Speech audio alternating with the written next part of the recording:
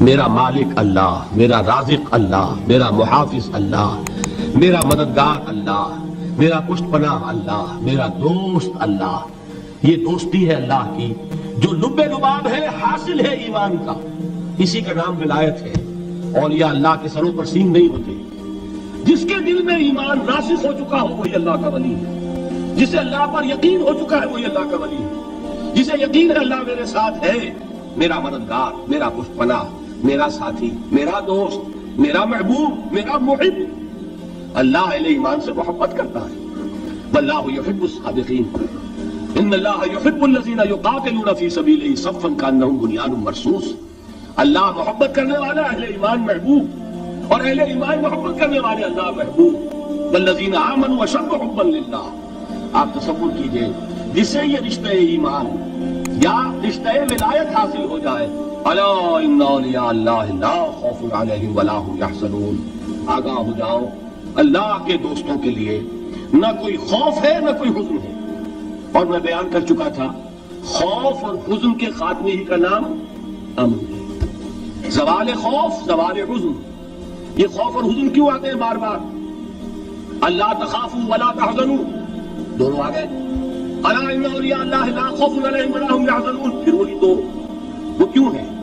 خوف ہوتا ہے کسی مستقبل کی بات کا، یہ نہ ہو جائے، وہ نہ ہو جائے، یہ نقصان نہ پہنچ جائے، یہ تکلیف نہ ہو، یہ غضب نہ آ جائے. خوف ہے مستقبل سے. حزن ہے یہ کیوں ہوا، یہ نہیں ہونا چاہیے تھا، یہ میرا فلاں چیز میرے ہاتھ سے جاتی رہی، فلاں موقع نکل گیا، اور بیٹھے ہوئے ہیں اندر ہی اندر کوڑ رہے ہیں. صدمہ ہے اور رنج ہے. اور جو اللہ پر ایمان رکھتا ہے وہ جانتا ہے ما اصاب من مصیبت فی الارض ولا فی انفسکم الا فی کتاب من قبل ان نبرأها ان ذلک علی اللہ یسیر لکی لا تعصوا علی ما فاتکم ولا تفرحوا بما آتاکم واللہ لا یحب کل مختال فخور. اس زمین میں یا تمہاری جانوں میں کوئی تکلیف، کوئی مصیبت نہیں آ سکتی سوائے اس کے کہ جو اللہ نے لکھ دی ہو، اس سے پہلے کہ وہ ظاہر ہو.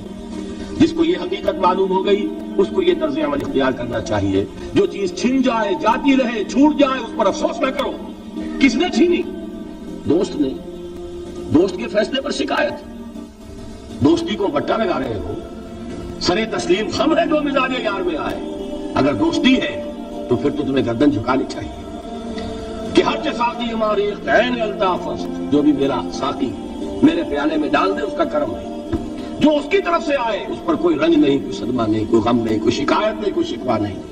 اور جو ہوگا وہ اس کے اذن کے بغیر نہیں ہوگا، اور اس کا اذن ہوگا تو یقیناً میرے لیے خیر ہی خیر ہے. چاہے وہ ناگوار شے ہو، بظاہر مجھے اچھی نہ لگ رہی ہو، میری شارٹ سائٹڈنس میں مجھے وہ نظر آ رہی ہے کہ میرے لیے بری ہے، لیکن قرآن نے کہا ہے عسیٰ ان تکرہوا شیئا وہو خیر لکم وعسیٰ ان تحبوا شیئا وہو شر لکم واللہ یعلم وانتم لا تعلمون.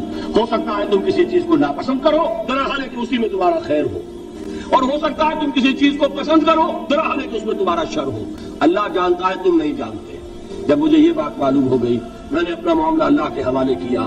سپردم پہ تو مایا خیش راہ اتانی حساب کم و بیش راہ.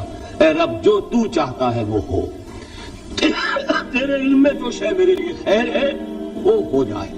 میری کوئی پسند نہیں، میری کوئی چاہت نہیں. یہ ہے راضی برضائے رب. اکبر الہآبادی نے اسے کہا ہے رضائے حق پہ راضی رہ. یہ حرف آرزو کیسا؟ خدا خالق، خدا مالک، خدا کا حکم تو کیسا؟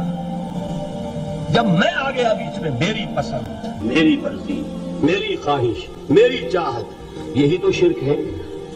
ما شاء اللہ کان وما لم یشاء لم یکن.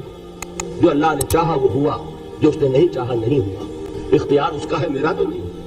رضائے حق پہ راضی رہے، یہ حرف آرزو کیسا؟ خدا خالق، خدا مالک، خدا کا حکم تو کیسا؟ اقبال نے اسے کہا ہے فارسی میں.